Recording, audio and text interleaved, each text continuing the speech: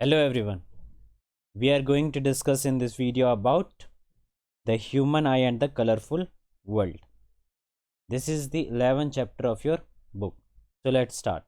Human eye.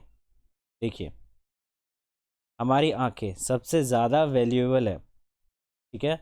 क्यों? क्योंकि जितनी भी चीज़ हम देख रहे हैं अपने आसपास, बिकॉज ऑफ आर आई, हमें जितने भी कलर्स दिखाई देते हैं, जो ब्यूटी है वर्ल्ड की, ये सब कुछ हम किसके थ्रू देख पाते हैं? आई के थ्रू, ठीक है। तो जैसे तुमने देखा होगा अपने मोबाइल या फिर कैमरा, डीएसएलआर वगैरह, ठीक है, उससे तुम कैप्चर करते हो एक फ़ोटोज़ वगैरह, और फिर तुम बोलते हो कितनी अच्छी चीज़ है। वो सारी सेम चीज़ तुम अपनी आंखों से कर रहे होते हो, ठीक है। Your eye is similar to your camera. We all have been gifted with two eyes, which gives a wide field of view. हमें सबसे बेस्ट गिफ्ट मिला गया है भगवान के थ्रू, जिसके थ्रू हम बहुत अच्छी अच्छी चीज़ें देख सकते हैं, ठीक है। अब ये आई किस प्रिंसिपल के ऊपर बेस है? तो ये आई हमारे रिफ्रैक्शन के ऊपर बेस्ड है। क्यों? क्योंकि आई के अंदर एक लेंस लगा होता है। ये लेंस नेचुरल लेंस है, और ये लेंस होता कैसे है? Convex lens. कन्वेक्स लेंस के लिए क्या पढ़ा था हमने? जो एच साइड में क्या हो? थिन हो, और मिडल साइड में क्या हो? बल्ज टाइप का हो, ठीक है। ऐसे लेंस को हम बोलते हैं कन्वेक्स लेंस। ये आईज के अंदर प्रेजेंट होते हैं, दोनों आंखों में कन्वेक्स लेंस। ये हेल्प करता है किसी भी ऑब्जेक्ट से जो लाइट आ रहा होता है उसको कन्वर्ज करके रेटिना के ऊपर फॉर्म करना। अभी आगे पढ़ेंगे ये रेटिना कहाँ पर होता है। ये कन्वेक्स लेंस रेटिना के ऊपर इमेज फॉर्म करती है, और ये कैसे फॉर्म होती है वो अभी आगे देखते हैं। कौन कौन से मेन पार्ट है जो हमें इसमें डिस्कस करना है आइस के बारे में? पहला है कॉर्निया, फिर iris, pupil, ciliary muscles, eye lens, retina and optic nerve. Okay, तो पहले हम पढ़ते हैं ये आइज। जो आंखें हैं हमारी, वो एक्चुअली एक बॉल टाइप का है, ठीक है। और शेप कैसा होता है उसका? स्फेरिकल शेप, ठीक है। स्फेरिकल शेप, ये तुम डायग्राम में यहाँ पे देख सकते हो। शेप कैसा है इसका? स्फेरिकल। इसका डायमीटर क्या होता है? डायमीटर, स्फीयर का भी डायमीटर होता है, सर्कल का भी डायमीटर होता है, ठीक है। तो diameter is the twice of the radius. तो डायमीटर कितना होता है आई बॉल का? अप्रॉक्सीमेटली 2.5 सेंटीमीटर, ठीक है। देखो सबसे पहला पार्ट जो आई का है, कॉर्निया। कॉर्निया कहाँ पर है इसमें? तो सबसे बाहर वाला जो पार्ट है, ये रहा, ये जो देख रहे हो तुम, ये क्या है? कॉर्निया हमारा, ठीक है। Front part of the I bulging outward, बाहर की तरफ निकला हुआ है, ये देखो, ये रहा बाहर की तरफ निकला हुआ है, बल्जिंग आउटवर्ड। और शेप कैसा है इसका? कन्वेक्स। कन्वेक्स शेप भी ऐसा ही था बिल्कुल, मिडल में बल्जिंग एंड साइड में थिन। तो यहाँ पे भी देखो, ये साइड में जाकर के थिन हो गया, लेकिन बीच में क्या है? बल्ज है, ठीक है। सबसे पहले लाइट किसके ऊपर फॉल होता है? कॉर्निया के ऊपर ही फॉल होता है। Then iris. Iris behind the cornea, cornea के जस्ट आयरिस पीछे होता है। ये देखो second number iris. Iris actually rod like shape होता है, ठीक है। ऐसे करके होगा ये। अगर तुम इसको फ्रंट साइड में देखोगे आयरिश को, तो तुम्हें ये ऐसे दिखाई देगा, ठीक है। बट इसको हम किस साइड से देख रहे हैं? साइड व्यू दिखाई दे रहा है, इसलिए हमने इसका सिर्फ दो ही आयरिश यहाँ पे शो किया है हमने। एक आयरिश ये है, और एक आयरिश ये है। ये दो आयरिश हमने शो किया है यहाँ पे, ठीक है। फ्लैट होता है। कलर डिफरेंट डिफरेंट, तुमने देखा होगा किसी की आंखें पीली होती है, किसी की हरी होती है, नीली होती है, ब्राउन होती है। वो आंखें नीली ब्राउन नहीं होती है, वो कौन सा कलर होता है?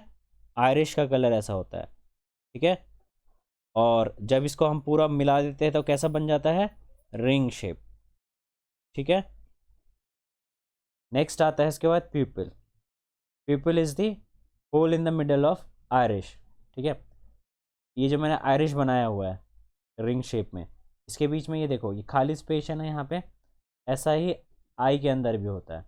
ये वाला पार्ट, ये देखो, जो बिल्कुल ब्लैकिश होता है। तुम अपने आंखों में जब देखोगे तो तुम्हें ये बीच वाला पार्ट कैसे दिखाई देगा?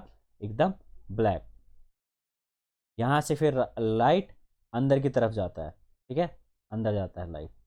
नेक्स्ट है उसके बाद आई लेंस, आई लेंस। फिर इसके बाद आता है, देखो लाइट अंदर गई, सबसे पहले आया फिर ये आई लेंस, ये रहा आई लेंस, ठीक है। और ये आई लेंस कैसा होता है, कन्वेक्स, ठीक, बीच में बल्ज और साइड से थिन, ठीक है। इस आई लेंस को कौन होल्ड करके रखता है, सिलरी मसल्स, देख रहे हैं यहाँ पे, ये है सिलरी मसल्स, ये रहे सिलरी मसल्स, ये देखो सिलरी मसल्स, ठीक है। ये तुम्हारे क्या है, ciliary muscles, okay. Eye lens के बारे में क्या है, it is a convex transparent soft and flexible, being flexible the eye lens can change it shape to focus light on to the retina.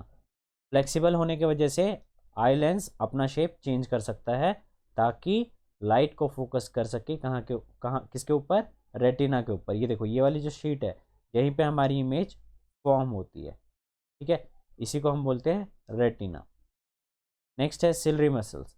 Ciliary muscles क्या है, the focal length of eye lens can be changed, focal length eye lens का change हो सकता है by changing the shape of action of ciliary muscle. ये जो eye lens छोटा, मतलब कि देखो एकदम पतला हो जाएगा, कभी फिर बीच में बल्ज हो जाएगा, ये सब चीज़ क्यों होता है, ताकि वो लाइट को फोकस कर सके। और ये करवाता कौन है, ये करवाता है इसमें जो सिलरी मसल्स प्रेजेंट होते हैं, ठीक है। यहाँ पे ये देख रहे हो ना, यहाँ पे सिलरी मसल पहले से था, यहाँ पे मैंने ये कर दिया, ये देखो है ना, ये सिलरी मसल्स, ठीक है, ये रहा सिलरी मसल्स। तो इन सिलरी मसल्स के मूवमेंट की वजह से ही कन्वेक्स लेंस का फोकस अपना, मतलब कन्वेक्स लेंस फोकस चेंज करता रहता है। नेक्स्ट है उसके बाद रेटिना। रेटिना तो तुमने देख लिया था, रेटिना इज दी स्क्रीन, ये देखो ये रहा रेटिना, ये स्क्रीन है, इस स्क्रीन पे क्या बनती है, इमेज फॉर्म्ड होती है, ठीक है।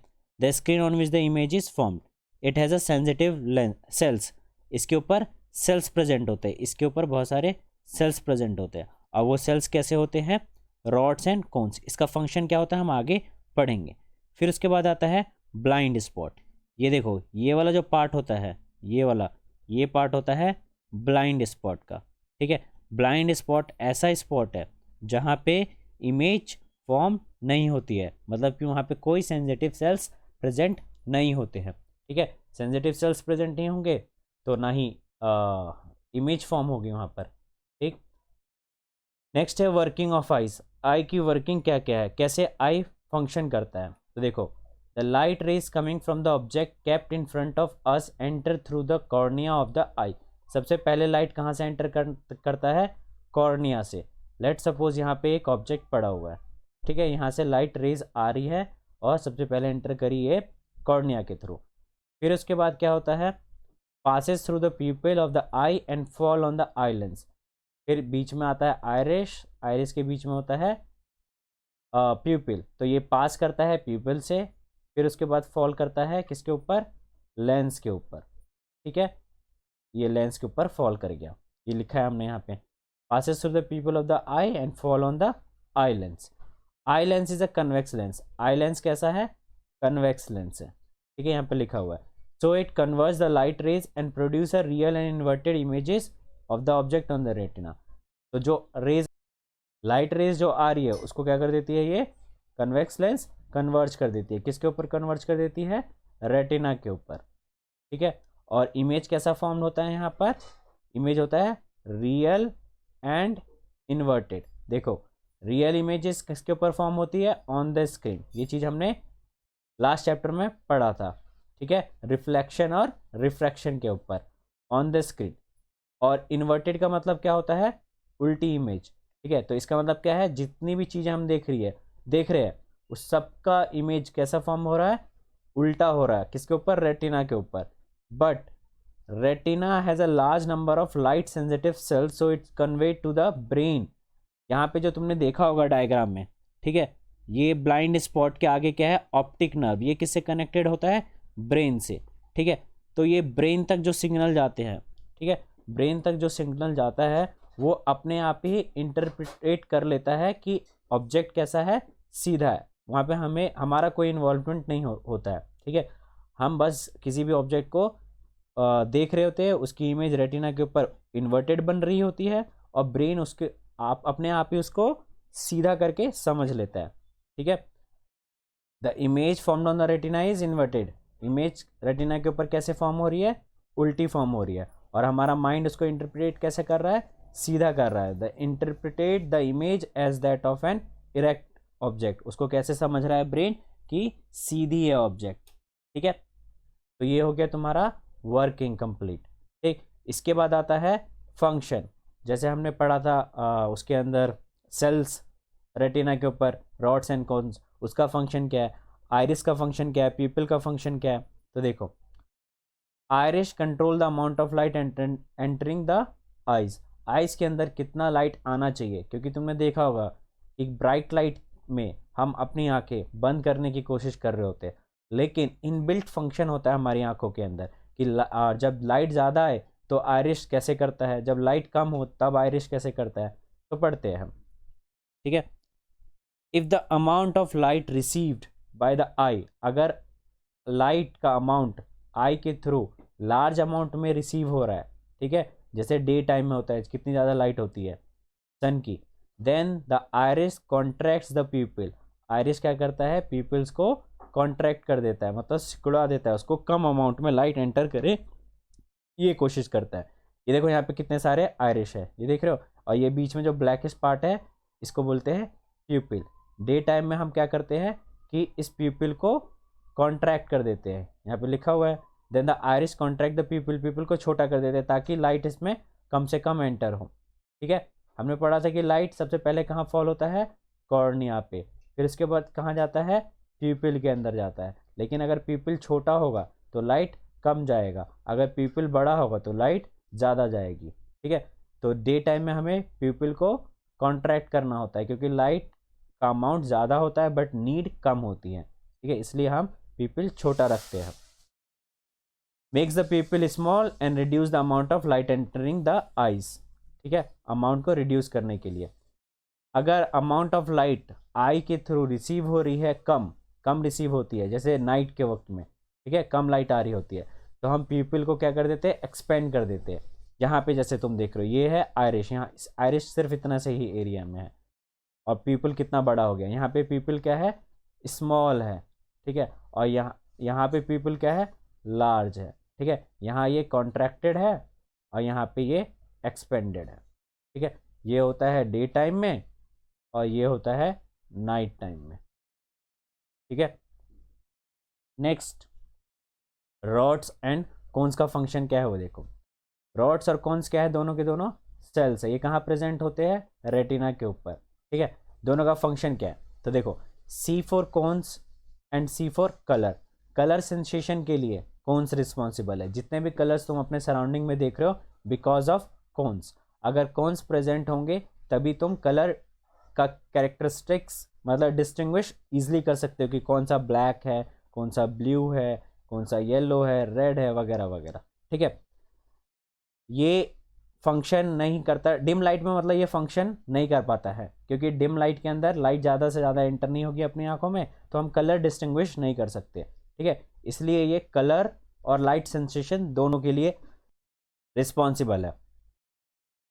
सी for cone, C for colours हो गया। नेक्स्ट है रॉड्स, रॉड का शेप होता है रॉड लाइक, ठीक है, रॉड नाम भी है उसी की वजह से, शेप की वजह से रॉड की तरह होता है, ठीक है। ये रेटिना के ऊपर प्रेजेंट होता है, present in the retina of the eye which are sensitive to dim light, ठीक है। Rods are most important for vision in dim light, dim light के वक्त में रॉड्स ही हेल्प करता है देखने के लिए, ठीक है।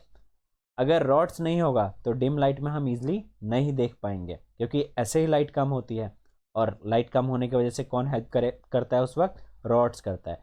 इसलिए तुम देखोगे कि आउल सबसे अच्छी तरीके से नाइट में देख पाता है, क्यों, क्योंकि आउल ही एक ऐसा एनिमल है जिसके पास रॉड सबसे ज़्यादा प्रेजेंट होते हैं, जो कि हेल्प करता है आउल को ईजिली व्यू करने के लिए, ठीक है, डिम लाइट के अंदर भी, ओके। तो कौन किसके लिए रिस्पॉन्सिबल है, for the colour, C for cone, C for colour, और रॉड्स किसके लिए रिस्पॉन्सिबल है, for dim light, dim light में। नेक्स्ट है persistence of vision, persistence of vision का मतलब क्या है, देखो, तुमने पिक्चर मोशन या फिर ऐसी कोई बुक यूज़ करी होगी जिसके ऊपर मल्टीपल्स तुम इमेजेस बना देते हो, लेट सपोज मैंने ये वाली इमेज यहाँ पे बनाई है, अगले पेज पे सेम इमेज मैं थोड़ी सी और पास में बना देता हूँ, फिर अगले पेज पे मैं सेम इमेज आधी बनाऊंगा, फिर अगले पेज पे सेम इमेज मैं और कम कर दूंगा, और जब इन सारे पेजेस को एक साथ मोशन में लेकर के आऊँगा तो मेरे को कैसे दिखाई देगा, ये पिक्चर मोशन होते हुए दिखाई देगा, मतलब कि मूव करते हुए दिखाई देगा। ठीक है, ये ऐसा होता क्यों है? तो देखो, कोई भी किसी भी ऑब्जेक्ट को देखते हैं हम तो अपने रेटिना के ऊपर कुछ सेकंड्स तक उसकी इमेज रहती है। ठीक है, तो वो इमेज ऐसी रहने की वजह से हमें क्या है कि हम अगले वाला का इमेज भी बना लेते हैं, लेकिन पिछला वाला इमेज रहता ही है थोड़ी देर, तो ये कनेक्ट होता रहता है। जब कनेक्ट होता रहता है तो हमें लगता है कि ये पिक्चर मूव कर रही है, एक्चुअली में ऐसा है नहीं। इसका रीज़न क्या है कि किसी भी ऑब्जेक्ट को देखते हैं तो कुछ पर्टिकुलर टाइम के लिए वो ऑब्जेक्ट अपने उस ऑब्जेक्ट का इमेज अपने रेटिना के ऊपर रहता है। वो टाइम क्या है, ये देखो, इसी को हम बोलते हैं persistence of vision. It is the time for which the sensation of an object continue in the eye, eye के अंदर उसका सेंसेशन बना रहता है। ठीक है, it is about 1/16 of second, कितनी देर तक रहता है, 1/16 ऑफ सेकेंड। ठीक है, इतने टाइम ड्यूरेशन के लिए किसी भी ऑब्जेक्ट का इमेज अपने आँखों में रहता ही है। ठीक है, इसलिए ये हमें ऐसे पिक्चर्स कैसे दिखाई देते हैं, मूव करते हुए दिखाई देते हैं। ठीक है, ये बचपन में तुमने करके देखा भी होगा। नेक्स्ट आता है एकोमोडेशन।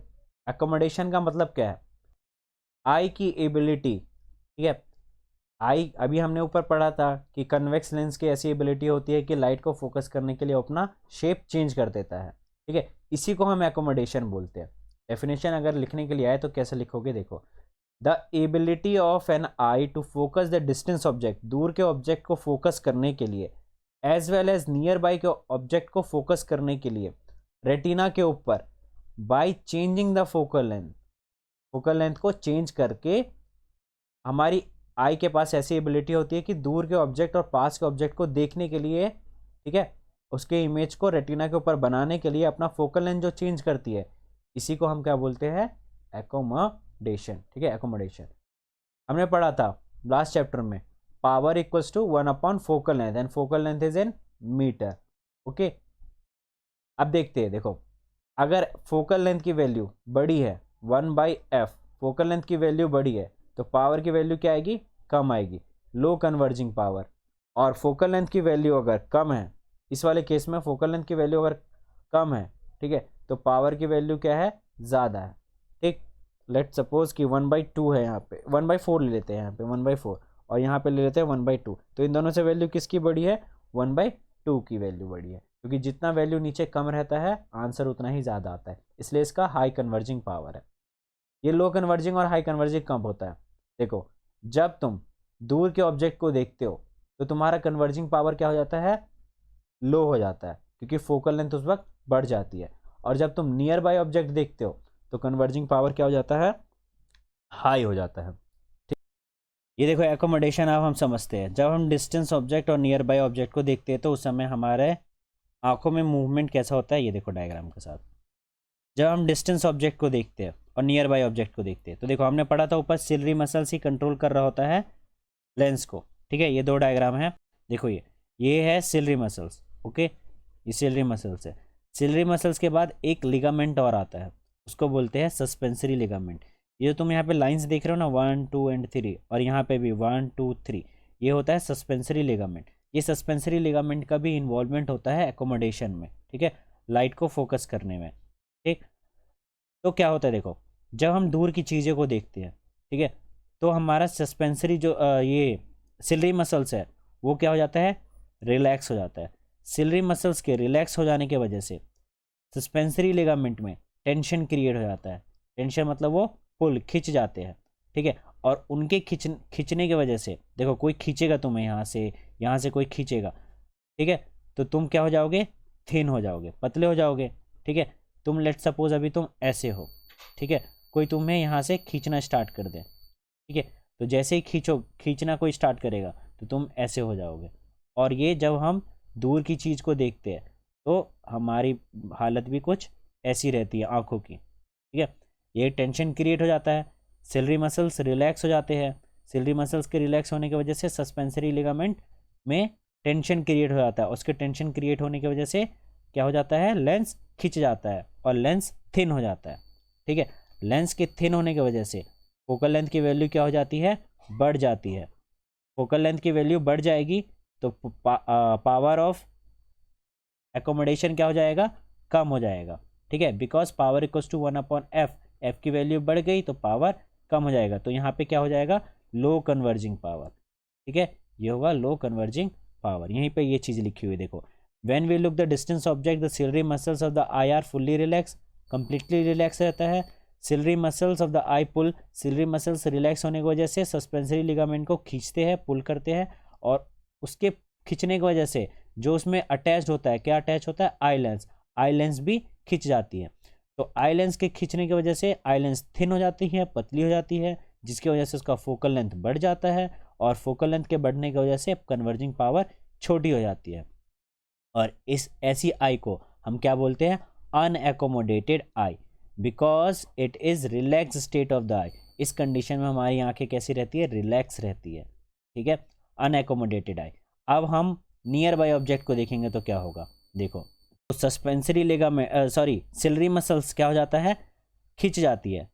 ठीक है, ऊपर वाले केस में क्या था, सिलरी मसल्स रिलैक्स था, नीचे वाले केस में क्या हो जाएगा, सिलरी मसल्स कॉन्ट्रैक्ट हो जाएगा, खिंच जाएगा। तो सिलरी मसल्स के कॉन्ट्रैक्ट होने की वजह से सस्पेंसरी लिगामेंट क्या हो जाएंगे, रिलैक्स हो जाएंगे। ठीक है, सस्पेंसरी लिगामेंट रिलैक्स हो जाएंगे, और इनके ढीले पड़ने की वजह से देखो, अब ये क्या हो जाएंगे, इसके ऊपर जो ये लगे हुए सस्पेंसरी लिगामेंट, ये हो जाएंगे, रिलैक्स हो जाएंगे। ये रिलैक्स हो जाएंगे तो ये लूज हो जाएगा, ये लूज हो जाएगा तो ये वापस बल्ज हो जाएगा। ठीक है, बल्ज हो गई है तो फोकल लेंथ क्या हो गया, कम हो गया, पावर ऑफ एकोमोडेशन क्या हो गया, बढ़ गया। नियर बाय ऑब्जेक्ट को देखते हैं तो सिलरी मसल्स कॉन्ट्रैक्ट हो जाता है, खिंच जाता है, जिसकी वजह से सस्पेंसरी लिगामेंट जो उसके अटैच होता है वो लूज हो जाता है, और सस्पेंसरी लिगामेंट के अंदर क्या अटैच होता है, आई लेंस। आई लेंस जो होता है उसको वो थिक बना देता है, थिक मतलब कि वो थोड़ा बड़ा हो जाता है। ठीक है, ऐसे करके ऐसे हो जाता है वो, पहले कैसे था, इस वाले केस में ऐसे हो जाता है। ठीक है, और इस वाले केस में थोड़ा बल्ज टाइप का हो जाएगा। ठीक, और जिसकी वजह से फोकल लेंथ क्या हो जाएगा, छोटा हो जाएगा, फोकल लेंथ छोटा हो जाएगा, एफ की वैल्यू छोटी हो जाएगी, तो पावर ऑफ एकोमोडेशन बढ़ जाएगा, कन्वर्जिंग पावर बड़ी आ जाएगी। और जब eye lens when a eye lens becomes more convex to focus the nearby object, near by object को जब आई लेंस ज़्यादा फोकस कर रहा होता है, उस कंडीशन में हम बोलते हैं एकोमोडेटेड। ठीक है, तो दूर के ऑब्जेक्ट को जब हम देखते हैं तो वो अनएकोमोडेटेड कंडीशन रहता है, और जब हम पास के ऑब्जेक्ट को देखते हैं तो वो एकोमोडेटेड कंडीशन रहता है। ठीक है, तो आई होप तुम्हें ये चीज़ क्लियर हो गई होगी। ठीक, कि डिस्टेंस ऑब्जेक्ट देखा तो suspensory ligament ciliary muscles relax हो गया, सिलरी मसल्स के रिलैक्स होने की वजह से सस्पेंसरी लिगामेंट में टेंशन क्रिएट हो गया, टेंशन क्रिएट होने की वजह से ये थिन हो गया। ठीक है, ये थिन हो गया, और नीचे वाला क्या है, सिलरी मसल्स कॉन्ट्रैक्ट हो गया, इसके कॉन्ट्रैक्ट होने की वजह से ये रिलैक्स हो गए सस्पेंसरी लिगामेंट रिलैक्स हो गए, तो लेंस क्या हो जाएगा, थिक हो जाएगा। ठीक है, ये थिक हो जाएगा। क्लियर है। नेक्स्ट है range of vision of normal human I. Human आई का रेंज क्या है, ठीक है, तो फारदेस्ट पॉइंट अपना क्या होता है, दूर से दूर हम कहाँ तक देख सकते हैं, इन्फिनिटी। ठीक है, जितने दूर तक हम देख सकते हैं, मतलब जो पॉसिबल है देखना, क्योंकि अपना अर्थ कैसा है, स्फेरिकल, लेकिन अगर हम यहाँ पे खड़े होकर के देखते हैं तो हमें अर्थ कैसे लगता है, फ्लैट। तो जितने दूर तक यहाँ पे कुछ भी बना होगा एंड तक हम वो देख सकते हैं। तो हमारा फारदेस्ट पॉइंट क्या है, इन्फिनिटी। और नियरेस्ट पॉइंट, सबसे नज़दीक की चीज़ कैसे कहाँ तक हम देख सकते हैं, विदाउट एनी स्ट्रेन, किसी स्ट्रेन के बिना, मतलब कोई दर्द वर्द ना हो हमें देखने में, तो 25 सेंटीमीटर। ठीक है, अगर इससे कम देखेंगे तो स्ट्रेन मतलब तुम्हें सर दर्द होना स्टार्ट हो जाएगा। तो नियरेस्ट पॉइंट है 25 सेंटीमीटर और फारदेस्ट पॉइंट है infinity. Ramayo Mentoring make a difference. Subscribe us on YouTube and get free doubt clearing session or notes.